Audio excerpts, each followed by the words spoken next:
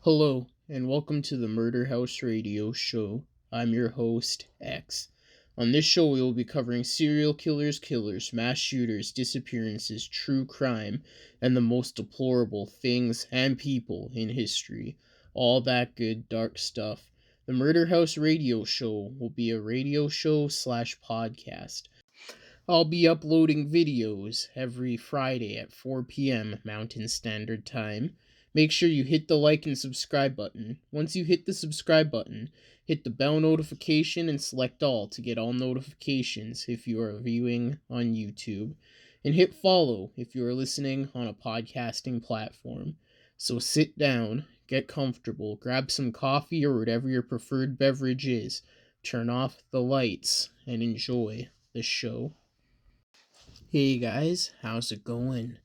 I hope your Friday's going good, and I hope your week was good. And it's almost Halloween, so happy Halloween. And this is a special one, I guess, because yeah, we'll get into that later. But yeah, let me know how you're doing down in the comments, and yeah, all that good stuff. I'm doing pretty good as well. I can't really complain for the most part. I found out I'm getting my hoodie that I ordered, and I found out that I didn't get scammed. I actually got an email with all the tracking stuff for it, so it's all good. But I accidentally bought another hoodie, but I guess 2 hoodies are better than 1 hoodie, so yeah, it'd be like that. But yes, if you wish to ask for some advice to be covered at the end of the podcast / broadcast, the podcast email will be in the description, as well as the sources for today's video. But yeah, I think that's about it for the introduction. Without any further ado, let's get into today's video. Today's episode is on Kevin Bianchi and Angelo Bruno Jr. Angelo Bruno Jr., my bad. But yes, today's episode's special because we got 2 killers that are the Hillside Stranglers. But yeah, so let's get into this. The Hillside Strangler, later the Hillside Stranglers, was the name for 2 American serial killers who reigned over Los Angeles between October 1977 and February 1978, with the nicknames originating from the fact that a lot of their victims' bodies were found discovered in the hills surrounding Greater Los Angeles. I wonder if Greater Los Angeles is like an area of Los Angeles or just Los Angeles in general. Let me know in the comments. But they initially thought it was believed to be one person that was doing these killings, but police were when they were investigating, due to the position of the bodies, like where they were found, they're like, yeah, 2 dudes were working together to do this, but they didn't release this to the press. And these 2 were eventually discovered to be who I just named, and who were later convicted on kidnapping, raping, and torturing and murdering 10 women and girls ranging from age 12 to 28. Ooh, shit. But the Hillside Stranglers murders began with the deaths of 3 sex workers who were found strangled and dumped naked on hillsides northeast of Los Angeles between October and early November 1977. It wasn't until the death of 5 young women who were not sex workers, so the big sexisms, but girls who had been abducted from middle-class neighborhoods, that the media attention and subsequent Hillside Strangler moniker came about. So it's sad that it took air quotations normal girls getting fucking murdered on air quotations to get the media's attention. Like, holy. But there were 2 more deaths in December and February before the murders abruptly stopped, and then a very thorough investigation proved fruitless until the arrest of Banacci. His name is spelled Bianchi. I'm just gonna call him She. Well, no, Banacci. Don't matter. But he was arrested in January 1979 for the murders of two more young women in Washington, and the subsequent linking of his past to the Strangler case. Okay, so he's arrested in Washington and then linked to the Hillside Stranglers case. Word. The most expensive trial in the history of California's legal system at the time followed when Bonacci and Buono eventually began being found guilty of the crimes and sentenced to life in prison. Oh, surprised they didn't get death. So there's a little rundown on the Hillside Stranglers and all that good stuff. Well, not good stuff, but all that stuff. But let's get into a little bit of the background. So, in January 1976, Kenneth left Rochester, New York, and moved to Los Angeles, California to live with his cousin, Angelo, so they're a family. Word. And Buono provided a strong role model for the docile Kenneth. Okay. When Banshee was short of money, Buono came up with the idea of getting some girls to work for them as prostitutes. So he's gonna be a pimp. The two teenage runaways, Sabrina Hannah and Becky Spears, met the two and once under their control were forced to prostitute themselves. Oof. So eventually Spears happened to meet lawyer David Wood, who was appalled at her situation and arranged for her to escape from the city. Well, good on that lawyer. Good on that lawyer. But encouraged by Spears' escape, Hannah ran away from the two a short time later, and with their pimping income gone, they had to find more teenage girls. Oof.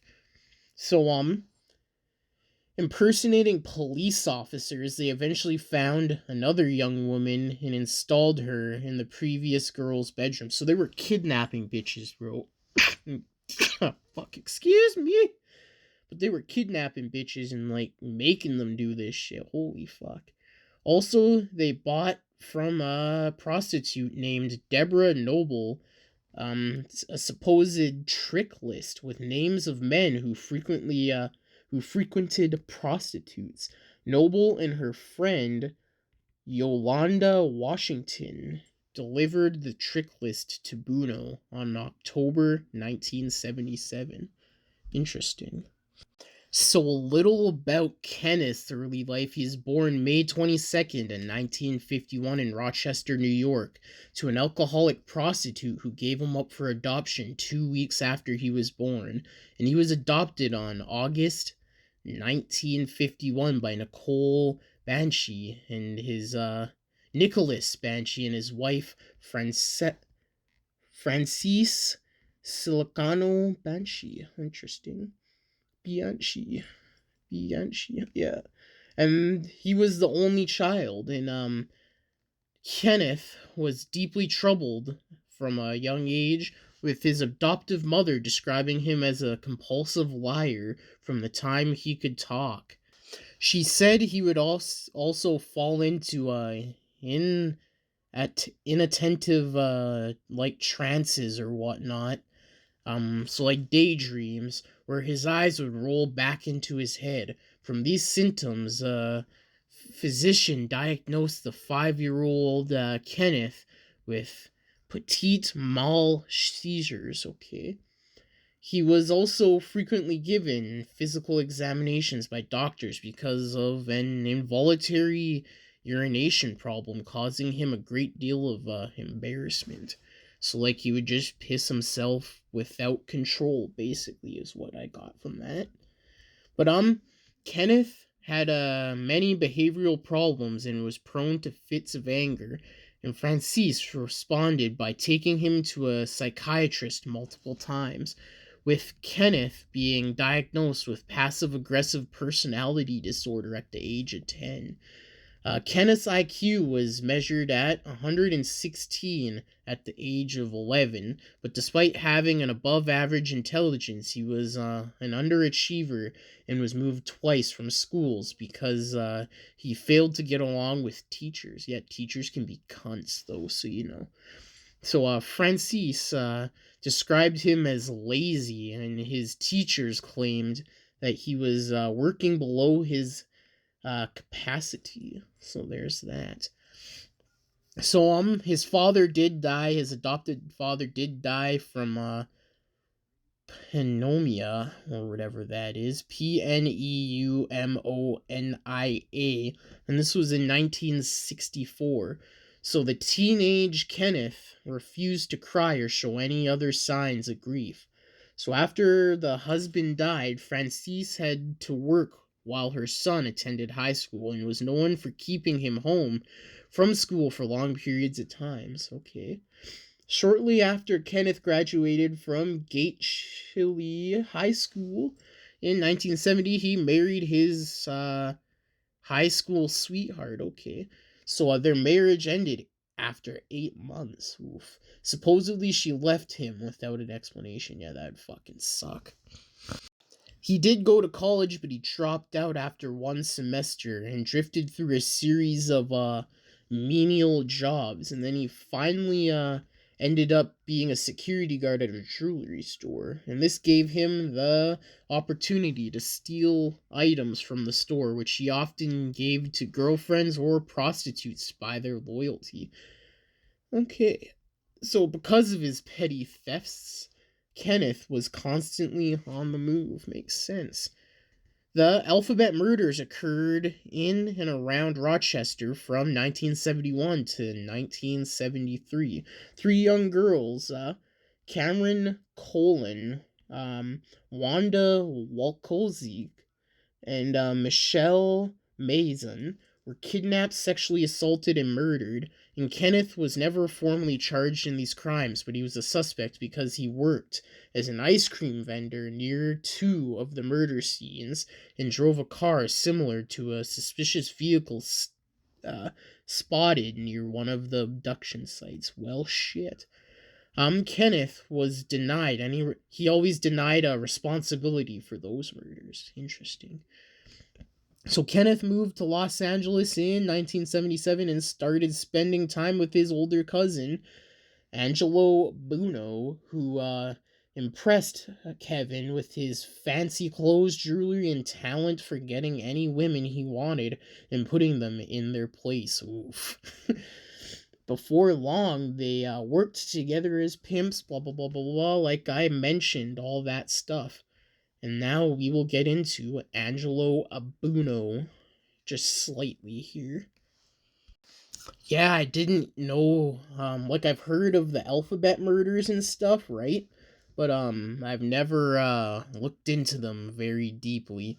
But anyway, Angelo Buono was born October 5th, 1934 in Rochester, New York, to first generation Italian immigrants Suzanne Buono and first generation Italian immigrants from San Bruno, and Bruno had developed an extensive criminal history ranging from failure to pay child support, grand theft auto, assault, and rape. Holy fuck, unforgivable over here. Was one more, I know I busted in her because I didn't wear a condom. Was one more neglected child support payment. I owe millions. Some of y'all will get that. The good days of the internet. But so this dude was a piece of shit right off the bat. The fucking Angelo Buono dude. But in 1975, when Buono was 41 years old, he came into contact with his adopted cousin. Okay, word. A self-described ladies' man, Buono persuaded Kenneth to join him in prostituting two women he had been holding at as virtual prisoners. Well, shit. So there's a rundown on these two fucking dudes. So let's get into the murders. So I'm taking it the first Hillside Strangler victims were the first victim was Yolanda Washington. Okay. Yolanda Washington happened to mention to Bruno that she always worked on certain stretches of Sunset Boulevard. When Kenneth and Bruno found that Deborah Noble had deceived them about the list but were unable to find her, they decided to take out their rage on Washington. Oof. So her naked body was found on the 17th of October, 1977. Well, shit, on a hillside near the Ventura Freeway. And Detective Frank Solero of the Los Angeles Sheriff's Department was called to the scene. It was determined the corpse was cleaned before being dumped. Faint marks were visible around the neck, wrists, ankles, where a rope had been used, and the victim had also been raped. Oh, that's fucked up. And the second victim was Judith Miller. So, around November 1st, 1977, police were called to Alta Terrace Drive and La Crescenta, Crescenta, a neighborhood 12 miles north of downtown Los Angeles, where the body of a teenage girl was found naked face up on a parkway in the middle-class residential area. Oof.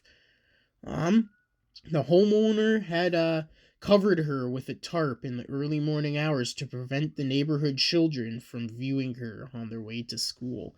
Jesus fuck, just right in the middle of a neighborhood, god damn. So ligature marks were on her neck, wrists, and ankles, indicating to police she was bound and strangled. The body had been dumped, indicating she was killed elsewhere, obviously.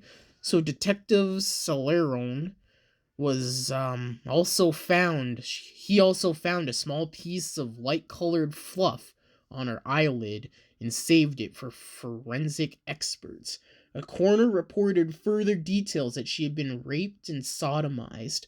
The girl, who was described as being small and thin, weighing about 90 pounds and appearing to be about 16. Oof.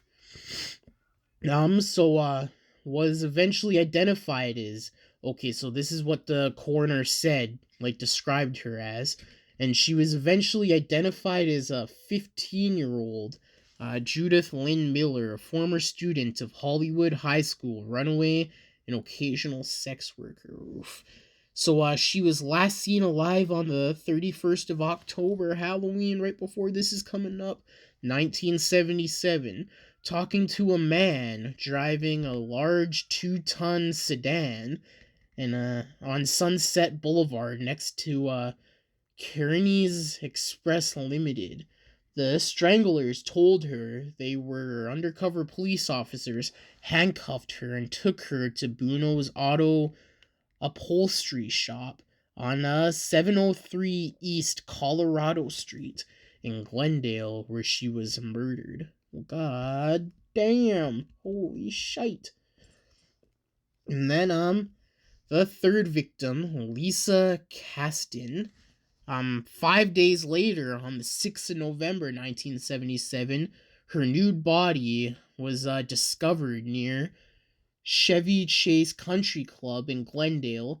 Like Miller, she bore 5-point neck, wrist, and ankle ligature marks, and of having been strangled and brutally raped, but not sodomized. Well, god damn.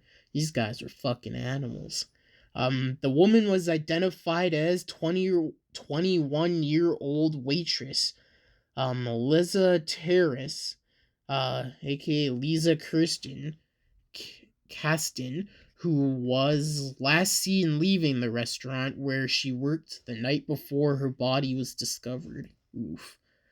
So, Caston, also a professional dancer from an all-female dance troupe in Los Angeles, Knockers, and unlike the two previous victims, was not a prostitute, drug user, or runaway. So the Stranglers followed Caston after she was seen driving home from work, pulled her over on the street she lived. They pulled her over on the street she lived on and presented fake police badges and told her that they were detectives. Then they handcuffed her and told her they needed to take her in for questioning. Oof. So their MO, pull them over acting like they're cops, arrest them or whatever, and then, tie them up, rape them, brutalize them, and strangle them, basically, and dump them in the hills. God damn. Some fucking scary shit.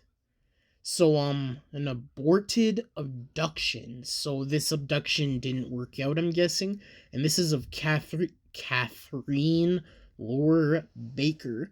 So at some point in early November 77, two men approached 24-year-old Kathleen Lore Baker, the daughter of actor Peter Lore, famous for his role as a serial killer in Fitz Lang's film M, with the intent of abducting and killing her. So I guess that's a little kind of ironic. I don't fucking know. I don't think I use that word properly. I know what it means, but But however, when they found a picture of her sitting on her father's lap among her identification, they let her go without incident, fearing the murder of a celebrity's child may attract unusually high amounts of police and press attention. I mean, that makes sense.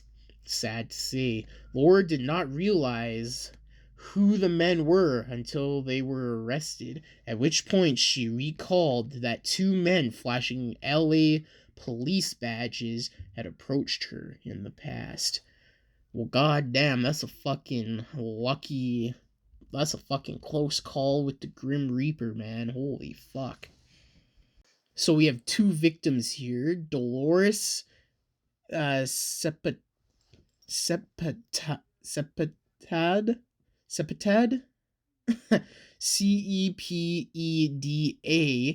and Soja Johnson. Okay, so on Sunday, November 13th, 77, two girls, 12-year-old Dolores and Dolly Cepeda, and 14-year-old Soja Marie Johnson boarded an RTD bus in front of the Eagle Rock Plaza on Colorado Boulevard to head home. So the last time they were seen was getting off the bus on York Boulevard and North Avenue 46 and approaching a 2-ton sedan, which reportedly had two men inside. Their two corpses found by a 9-year-old boy who had been treasure hunting in a trash heap on a hillside near Dodger Stadium on November 20th, 1977. Both girls' bodies had begun decomposing, and it was determined that they had been strangled and raped. Oof. God damn. Fucking, these are some fucking bad dudes, bro. Bad dudes. So far, we got 5. And then the rest of these murders are, I'm guessing along the same lines as the other ones. But the other victims are Christina Reckler, Evelyn Jane King, Laureen Wagner. So, LaurenWagner. Yeah, Laureen Wagner. Kimberly Martin, Sydney Hubsepth, Hudspeth, and she was the last victim. God damn.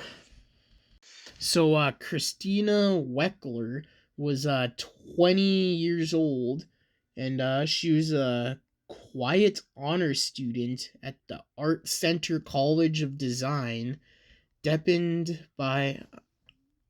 deemed by Detective Bob Gordon of the Los Angeles Police Department. Um, to be a she was also deemed as a loving and serious young woman who should have had a bright future ahead of her, obviously. On a hill, so she was found on a hillside between Glendale and Eagle Rock. When found by Jorgan, ligature marks were on her wrists, ankles, neck, and when he turned her over, bruises on her breasts were obvious and blood oozed from her butt, her rectum. Oof. Unlike the first three victims, were where two puncture marks on her forearms, but no signs of needle tracks that indicated a drug addict. It was later revealed that Reckler had been injected with Windex and hard surface cleaner. Jesus Christ. So, they strangled her and injected her with Windex and hard surface cleaner to kill her. Jesus. And they, ass raped her, literally. Yeah, they fucking brutalized this poor woman. Jesus Christ. So that's different than all the other ones so far. And then November 23rd, 77, the badly decomposing body of Evelyn Jane King was found, and she's 28 years old. Like I just said, I'm pretty sure. Fuck, I have a bad memory sometimes, boys. Sorry about that. So, an aspiring actress who had gone missing on the 9th of November was discovered in bushes near Los Fizzle off-ramp of the Gordon State Freeway. The severity of decomposition prevented determination as whether she had been raped or tortured, but she had been strangled like the others. So they didn't know if she's been raped or strangled, raped or tortured, but they know she's been strangled like the others. In response, authorities created a task force initially composed of 30 officers from the LAPD, the Sheriff's Department, and the Glendale Police Department to catch the perpetrator who they have dubbed the Hillside Strangler word. Which one did I just word? So, Lorraine Wagner. So, on November 29th, 1977, police found the body of 18-year-old Lorraine Ray Wagner, a business student who lived at her parents' in San Fernando Valley, in the hills around Los Angeles, Mount Washington. Okay. She had ligature marks on her neck, ankles, and wrists like all the other victims. There were also burn marks on her hands, indicating she was tortured. Lorraine's parents had expected her to come home before midnight, and the next morning, when they found her car parked across the street with the door ajar, her father questioned the neighbors. He found that the woman who lived in the house where Lorraine's car had been parked saw her abduction. So why didn't she call the fucking cops and go tell the parents? What the hell? This woman stated that she saw two men. One was a tall young man, and the other was an older man and was shorter with bushy hair. She also stated that she heard Wagner cry out, "You won't get away with this," during her abduction. Oof. Well, that's something else. That's something else. Kimberly Martin. She was found on December 14th, 77, and she was a 17-year-old sex worker. And her full name, Kimberly Diane Martin, she was found naked and showed signs of torture, was found on a deserted lot near Los Angeles City Hall. Martin had previously joined a call girl agency, so like escorts on call basically. Because she feared exposing herself on the streets with the Strangler on the loose. So I mean smart, but I guess didn't work out too well. The killers happened to place a call to her agency from a Hollywood public library payphone, and she was the call girl who was dispatched. When the police investigated the apartment she had been dispatched to, they found it vacant and broken into. Well, damn. And then the last murder here, Cindy Hubstemth. I hope I said that right. I know I butchered that. I suck with names, guys. You already know that. But the body of the final Hillside Stranglers victim was discovered in Los Angeles on the 17th of February, 78, when a helicopter pilot spotted an orange Datsun abandoned midway down a cliff on the Angeles Crest Highway.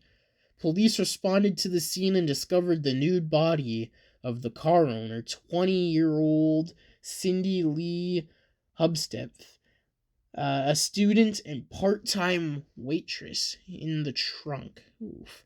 Her corpse again showed ligature marks, and she had been raped and tortured. She had been strangled and her body placed in the trunk of her car, which was then pushed off the cliff. Jesus.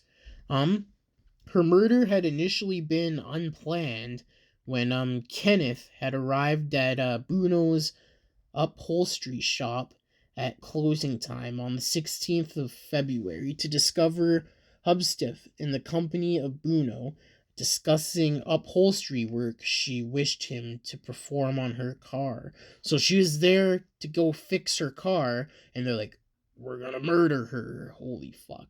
The two men had a private discussion, opting to make her their next victim. Yeah, that one's just the wrong place at the wrong time, quite literally. Holy fuck. Yeah. This is fucked up, bro. This is one of the more fucked up ones I've fucking done, I guess. Well, in my opinion, I don't fucking know, but god damn. So in January 79, after intensive investigation, police charged Kenneth and Bruno with the crimes. Kenneth had fled to Bellingham, Washington, where he was soon arrested by Bellingham police for raping and murdering two women he had lured to a home for a house-sitting job. Oof. Kenneth attempted to set up an insanity defense, claiming that he had dissociative identity disorder and the personality separate from himself committed the murders. So on some split shit, eh? Court psychologists, notably Dr. Martin Orne, observed Kenneth and found that he was faking. So, Kenneth agreed to plead guilty and testify against Bruno in exchange for leniency. So if he didn't, he probably would have got death.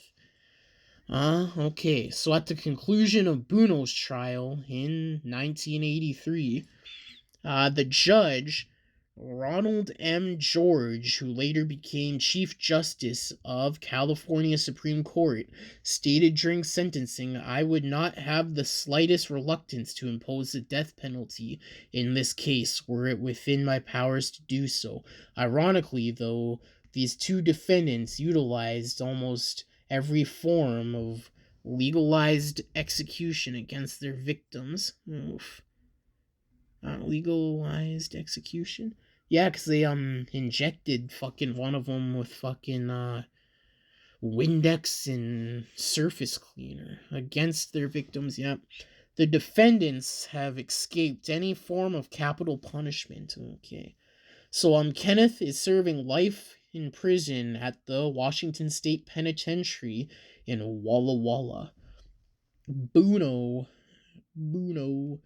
died from a heart attack on September 21st, 2001 at the Capolera State Prison in California, where he is serving his life sentence. God damn. These guys got off too fucking light, bro. Too fucking light. So, Veronica Compton. Okay.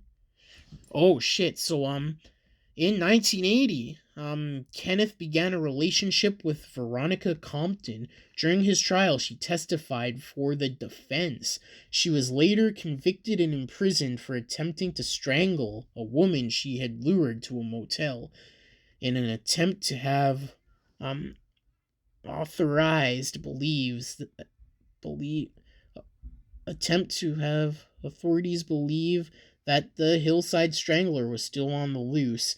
Oh shit, so she tried to strangle this bitch and kill her to make it seem like the killers were still out there and that they would be let free.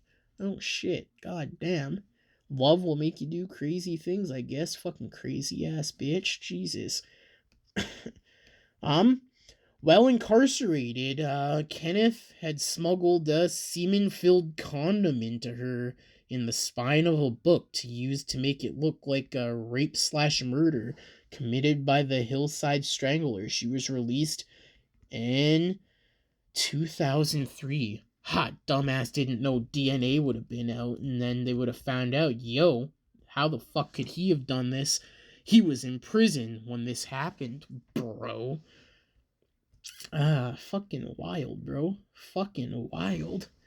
Fucking crazy ass bitch. What's up with all these crazy ass bitches and wanting to date serial killers, bro? Especially rapists. Like, fucking killers who be out here raping and murdering bitches are like, oh, I want to date him. Fuck, we can go kill together. Or maybe I can change him. What the fuck? Like, figure it out. But, there have been movies on these dudes. The 1989 movie, The Case of the Hillside Stranglers, 2001, The Hillside Stranglers, 2004, The Hillside Stranglers, and 2006, Rampage, The Hillside Strangler Murders. Interesting.